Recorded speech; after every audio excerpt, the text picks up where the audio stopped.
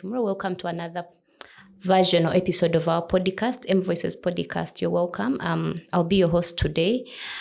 And as we know, many of us have experienced or seen things that we feel may not be okay, but have not had the courage to speak about them. Today, I'm with our guest Flavia, who will be introducing herself. She's from ThinkSpace, and we are speaking about sexual exploitation or sexual harassment. Flavia, you're welcome. You can tell us a bit about yourself. Thank you. My name is Ramto Flavia Pio from ThinkSpace.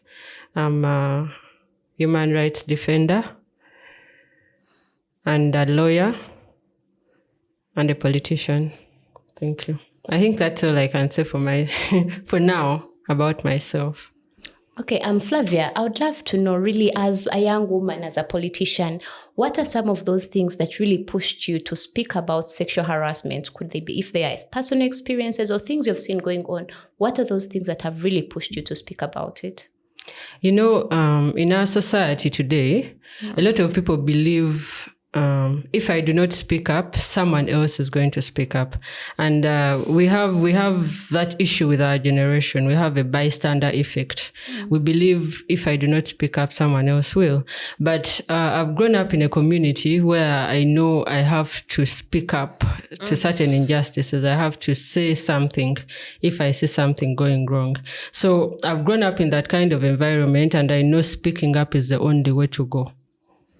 Okay, so I would love to know, has there been a personal experience? Because we know there are things that shape us or things that we have experienced that push us to certain spaces. So I'd love to know, is there a personal experience, maybe you saw it happening to someone or to you? Because I know when we talk about sexual harassment, most people think it's the actual action. Yes. But we know that sexual harassment is in different tones and timings. It could be what somebody says about my body, what somebody comments. I may be on the road walking and somebody whistles. So I'd love to know, was there a particular point, and maybe also expand on what sexual harassment is to you so that our listeners can know? Oh, I believe many of us women have gone through sexual harassment in different ways, even when we do not know about it. Many of us have experienced it verbally, physically, emotionally. So to answer your question, yes, I believe we have all been there. We've all been sexually harassed in different ways. And my personal experience, I wouldn't say I have a direct personal experience with sexual harassment, but I believe I have been harassed in very many ways. There are people that have spoken certain things that do not align morally or sexually with me. We have seen situations maybe at work where people have seen you a certain way.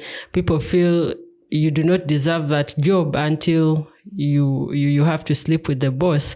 That's in the political spaces. We believe there are certain people that say you cannot run away from the beginner's syndrome if you have not slept with the big politicians. So I believe with sexual harassment, it's everywhere, but it is in different forms. And many women do not even realize that they are being sexually harassed. Thank you so much, Flavia. Just basing on your point, just as you said, in the society or generation of today, if I want to get in a certain position or be somewhere, I need to sleep with somebody. But sometimes it may not only mean sleeping with somebody. It may be a comment somebody makes about me. So I would love to know, in your opinion, what are some of those things that are really types of sexual harassment that we have normalized as society or ignored, especially for the young people out there? I would give a very, very common example. We are in the digital era as a generation. We've seen comments, maybe you post a picture of yourself and someone will say, "Oh no, in Kalia," you get that those statements that people believe, it's normal. And then we have seen situations where people say, there's bro code. We are now in the era of bro code right now.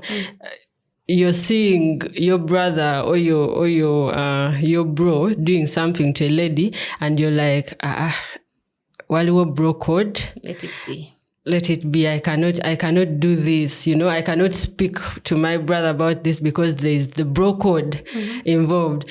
We have seen sisterhood. We have seen comments on TikTok where a lady does something to a guy. and maybe you speak, because sexual harassment goes both ways. It goes for both women and men. And then you hear girls commenting and saying, "Sister, we're just proud of you." So we've normalized those things that we think are normal, and before we know it, we're doing the terrible things, and then we're calling it normal. You know, we verbally sexually abusing people online, and we're calling it normal. We're literally bystanders doing these things, but we do not even realize that we are instigating sexual harassment in our society today. So you talked about bro code, sisterhood is proud of you. You've talked about akonkalia as one of the most common comments. Yes, boys and girls both made. And I'd love to know, sometimes people say these things happen to you because of the way you're dressed, and maybe because of the way you talk, something like that. Like you've had people say, "Oh, you have a sexy voice." Or maybe they say, "Oh, your eyes are so like they're daring eyes," or in Luganda they would say amaso go galinga amaso gakwana. So I'd love to know, are those also considered sexual harassment? And is sexual harassment really somebody causes it to themselves by the way they dress or the way they look? It is a big no for me, because we can go back to people that rape 8-year-olds. You find a man sleeping with an 8-year-old child. How are you going to explain that? Are you going to say maybe the baby put on a short skirt?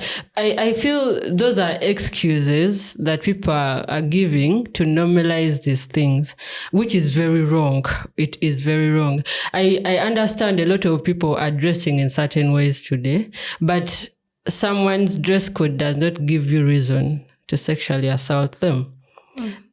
Someone's lifestyle does not give you reason to assault them.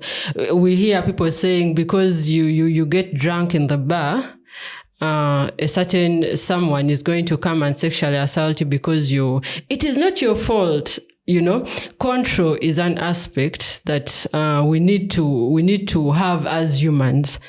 Yeah, we need to have that control and human decency to know that you do not hurt a certain person sexually, regardless of how they're behaving. Sexual harassment is wrong. So still on that point, just as we say, I would love to know what is ThinkPad? What is some of those things they're doing that they would really love other organizations or community to be part of and support them in when it comes to talking about issues of sexual harassment, when it comes to mostly community awareness, because we know one of our biggest killers or things that we're at fault of is community awareness. For example, just as we said, if I'm passing by and a border man whistles or somebody comments about my legs, to me who has been educated, I may know that's a form of sexual harassment. But to the community out there, what is ThinkPad doing and things that other people, other organizations should come and be part of to support the cause? Firstly, as ThinkSpace, we believe in bringing awareness to your doorstep. What I mean by bringing awareness to your doorstep is there are a lot of people in the rural areas that do not know much. People don't even know they're sexually abused. We've had women saying, for me, if he does not beat me, he does not love me. There are certain norms in our societies today that we do not even believe are happening because we're in urban settings. But in our rural communities now, a lot of people do not know. So the first thing is awareness. We're trying to create that awareness and helping people in the rural places to get involved directly. So we're moving to these communities, directly supporting them, directly telling them, well, you can speak up. We are amplifying voices, not just voices of people that are learned, not just voices of people that are, have gone to school, but voices of people that are down there, because at the end of the day, we are the leaders. We're supposed to go down there and say, look here, this is what is happening to you. I know you do not know how to handle it, but I can help you handle it. I can help you speak. I can help you talk to someone.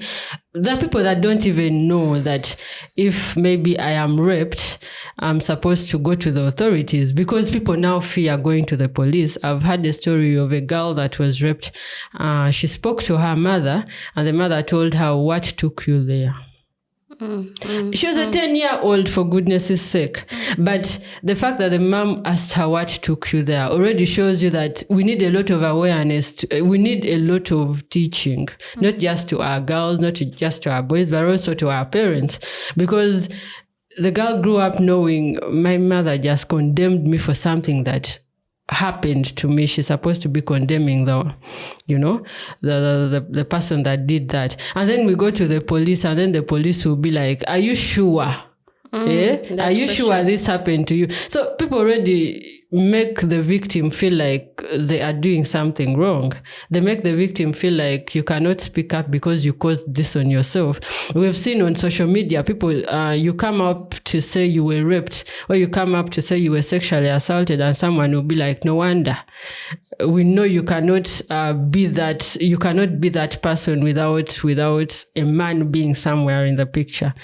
Yeah. So I think for us at Think Space, we have tried our best to create that awareness, to bring people to the knowledge that these things are happening, but we all have a role to play. And the fact that we all have a role to play, we need to play our roles. Yeah, I think that is for us. Yeah, thank you so much, Flavia. You bring out an important point of us being bystanders instead of being upstanders, in the sense that I have come with pain. I've come to report to you as the authority, as my mother, as the police force who are supposed to actually protect us. They're the security. And you ask me, are you sure? Or what took me there?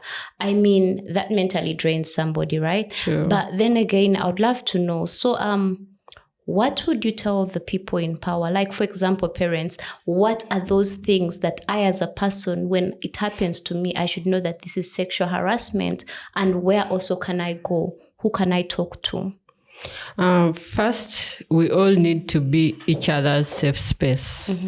If we can create a safe space, it is a win-win situation for us, because right now all we are looking for is a safe space. Girls are looking for safe spaces. Boys are looking for safe spaces. We've seen boys that are harassed, but because you cannot get out, someone is going to say, you're a man. Wali musajja, why are you even saying you're being sexually harassed in your home? Why are you saying you're being sexually harassed in your community? Yeah. So the best thing we can be for ourselves right now is be safe spaces. Organizations need to be safe spaces. Parents need to be safe spaces.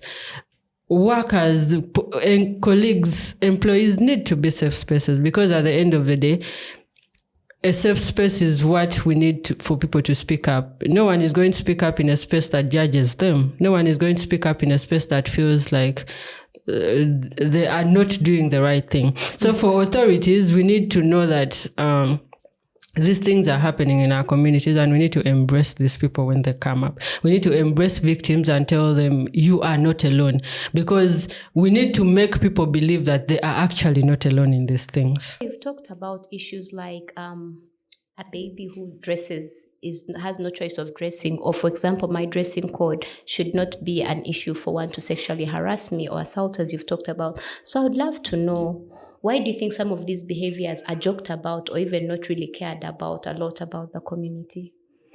I think it goes straight to the kind of community we have normalized. I'd give an example of mental health. In Uganda, people believe there's nothing like therapy. So if you hear things like therapy, they'll say, you're the fool. How do you need therapy when you're Ugandan? Yeah. So when you're African. Yeah, literally when you're African. I remember coming up with a certain campaign on mental health. It was Voice Up. And the first person that reached out was like, are you people in Uganda kweli? You get? So it takes us back to the kind of community that we are in. We are in a community that has not seen anything wrong with certain things, with certain behaviors.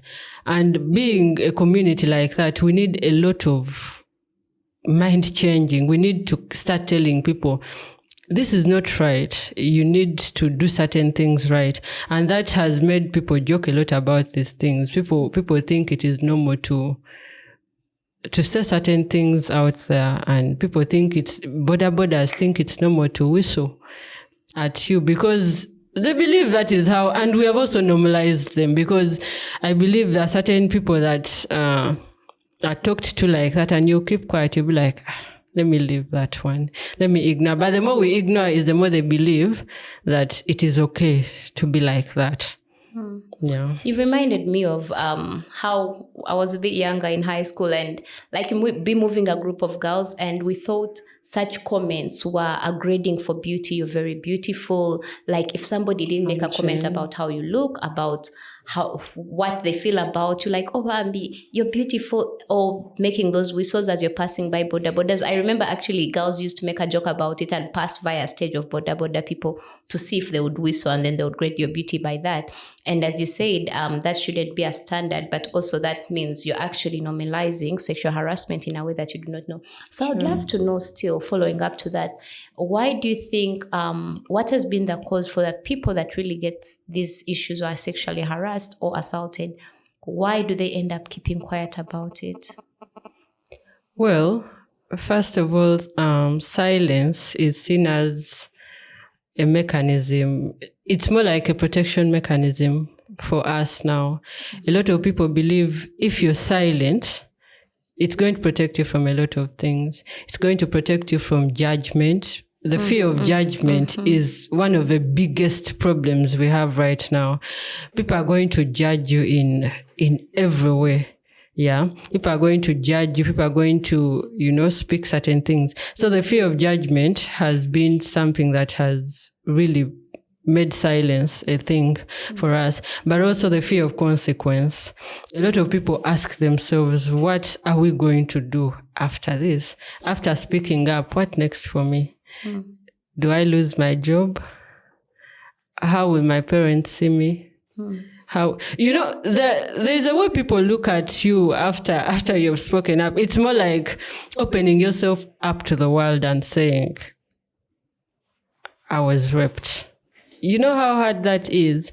Because there are people that are not seeing you in a certain way. People are going to see you different. If you're married, your husband, maybe we have seen women that no longer are with their husbands. They're no longer with their husbands because of the rape issues. He says, I cannot touch you anymore because another man touched you. So the fear of consequence. And I believe many people have already gone through the consequence before they even speak up.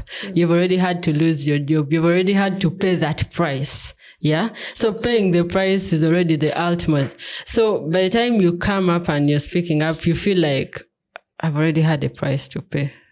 What is silence? Let me just keep quiet. Let it pass.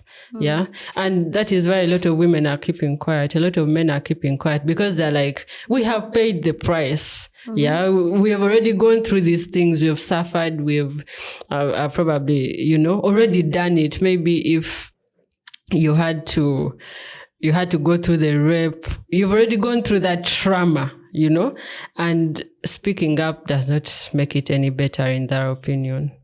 Yeah, just as you said, in their opinion, and just as you said, power has a role to play in this. For example, if it's my boss making these words, making these advances as me, saying these weird words to me, I mean, I don't want to lose my job. The afterthought, the outcome is me losing my job. So instead of losing my job, I should keep quiet. But this shouldn't be a norm. I think people shouldn't keep quiet or made silent about such things, because I mean, after all, the more silent you are, the more these issues will advance. But in relation to that, I'd love to know your opinion on what you think.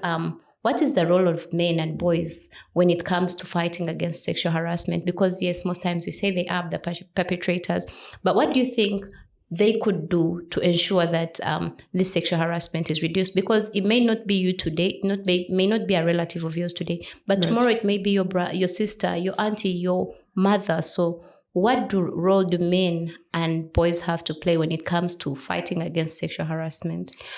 First, I feel we need to first run away from the bystander effect, because the bystander effect makes a lot of people say, if I don't speak up, someone else will. And a lot of, if we are talking about the role of men, most of them will say, if maybe my brother here is not speaking up, someone else will speak up. At the end of the day, after all, it's not my sister, it's not my brother. And it's not really an empathy issue because many would love to speak up, but they decide to choose silence. They're like, after all, even if I don't, who am I? Who am I? So someone else is going to talk at the end of the day. But if we're diving back to the role of men first, I remember hinting on something like bro code. Let us divert from the issue of bro code, because by the time we start seeing someone sexually harassing a lady and you're like, I cannot say this, I cannot speak to him about it because he is my brother, I cannot speak to him about it because he's my homeboy. That is already bringing us to the whole confusion of what are we here for, because your homeboys at the end of it, they need you to speak up. They are the ones that are, they'll listen to you because you are the people they are close to. So the boys and the men need to know that we need to speak up on certain issues. A lady's body is not for play. You need to speak up. If you see something wrong, don't keep quiet. Don't say, oh, no, no. You're supposed to say, well, I have a sister out there, I have a mom. And it is even funny that a lot of men are very close to their mothers. And yet the society, like, they come out with character that is very different, Someone comes out and depicts very disrespectful, behavior towards women, and you're like, do you have a mother? So we need to normalize speaking up against injustices, against sexual harassment, and making sure the closest people to us do not do it, because charity begins at home. Yeah, as she says it, bro code, I know it's a lovely thing. We also have the girls code. It's a lovely thing, but let it be bro code when he's doing the right thing. I mean, they say, tell me your friends and I'll tell you who you are. So if he's really doing the wrong thing and you're saying you're keeping bro code, then you're really actually killing that person instead of saving them. So it's best to speak out and support these people do the right thing, but also in this instance, let's ensure that all our women and girls are safe. I mean, most people are seeing broken homes, broken relationships, but we know these come from the past traumas. I mean, somebody will say, if he doesn't beat me, that means he doesn't like me. It's not really because it is that they love the beating, but it's what they're used to. If somebody is walking and they feel like, because we have made it no more that if I'm walking around and many people comment about me or whistle when I'm moving, then that means I'm beautiful. But literally, it doesn't mean that. It is because it's what we've normalized. So let's try to teach the right thing and act the right way, especially to our people, to our fellow mothers, fellow mothers, aunties, and sisters out there. I mean, today may be somebody else, but tomorrow it may be you. Back to you, Flavia. I would love to know, so how does TAHI come in as an organization to support this cause and many other organizations out there? How can we be supportive?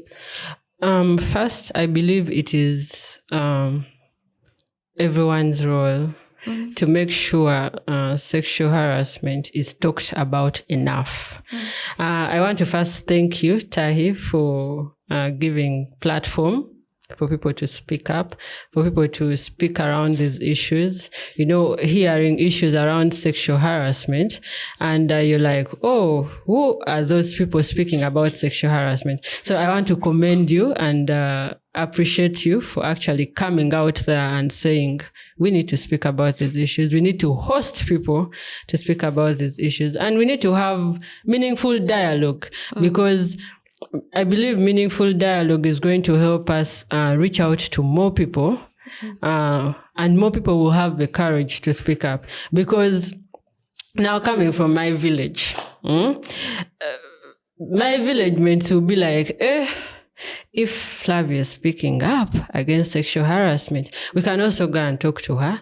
She brings out her voice somewhere, and then she can talk to TAHI. It's really collective effort for me and for the different organizations that haven't yet found the need to speak about sexual harassment, start from your offices. A lot of your employees are going through these things. I know the organizations that have policy, they have a policy, maybe you shouldn't date in the same workplace, you shouldn't, but they're not doing enough to protect employees. Certain things are still happening. So I think we need to up our game. We need to see certain things and we need to be better employers. At the end of the day. Thank you. So I would love to just pick a bit of your thought. What does positive masculinity mean to you and what does it look like? For me, it first, it screams support. I believe a lot of things are a two-gender affair, but a lot of people, we be in spaces and people want to fight about certain things. You're like, men, women, and then that's where the feminism comes in. And we have seen men that support women a lot. What a man can do, a woman can do exactly. 2 times better. So there are certain times when we feel, I cannot do this because it is men dominated or something like that. And then we've had a lot of people coming up and, the women emancipation, I believe, and the feminism was a good thing. But it started to turn sour because a lot of people started seeing it the wrong way. The real people that were supposed to benefit from feminism are people that are supposed to go to school, women that are supposed to go to school because before we knew, men were the ones that were having the higher education, they're the ones sitting on the table, they were the ones, So for me, positive masculinity is more like men supporting women's spaces without having to be negative about it, because we have seen certain men be so negative about these things. A man says, because a woman is doing better than me, I don't deserve her, or she does not deserve me. And there's that negativity that's, and it has become a norm right now. People are believing, she cannot have more money than you, put her down,